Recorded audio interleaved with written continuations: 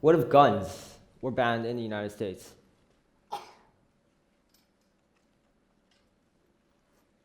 Will people's lives become better without them? This is a common topic for discussion. And when people deliberate this subject, there has been doubts, argument, pain, and fear. What do people think of when they see a gun? The importance of self-defense and security, the enjoyment of hunting wild beasts, or going to the target range and have a shooting contest with friends? Well, let's look at the harmful side. Violence, pain, and death is what the vast majority of the people think of. Before we get into the statistics, let's go back in time, back to April 20th, 1999. 2 students murdered 13 people and caused 24 injuries in Columbine High School. The panic and chaos had finally came to an end when the 2 young men decided to turn their guns against themselves and committed suicide. This tragic affair was also known as the Columbine High School Massacre. But of course, this was just one of the mass shootings that had taken place in the United States for the past 2 decades. But the response to these events always seems to be the same. Family and friends of the victims gather together to mourn the loss. People take their thoughts to social media and express them. And the debate that has been raging on for years has once again thrust to the forefront of everyone's mind. Now, people is going to disagree on the root causes of these shootings, and they might have many possible reasons that may have led to these events. But who here would agree that guns do play a role?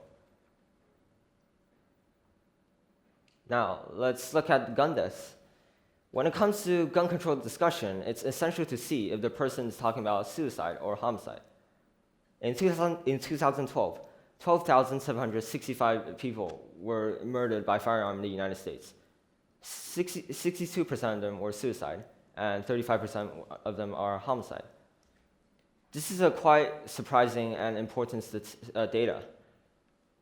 Now, some people might say, oh, let's ban guns so there will be less suicides. In the United States, 51% of suicide are achieved through firearms, and the rest by other ways.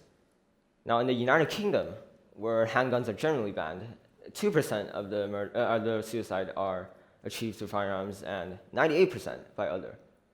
So now we can agree on that banning guns won't stop people from committing suicide.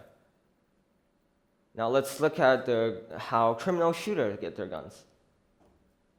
40% of the source of firearms comes from illegal sources, and 60% comes from legal sources. Well, this looks good, doesn't it? I can show you what it looks like when you actually ban guns.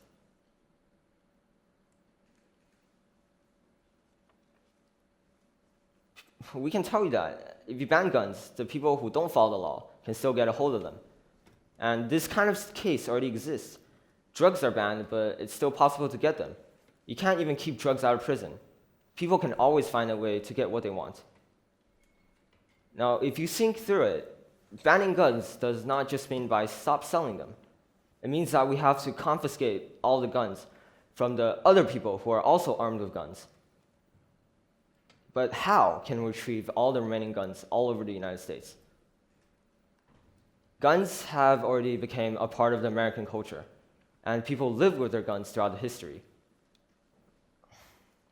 127 million people who follows the law, and they'll have to suffer because of the 1% of the people who makes poor choices. Thank you.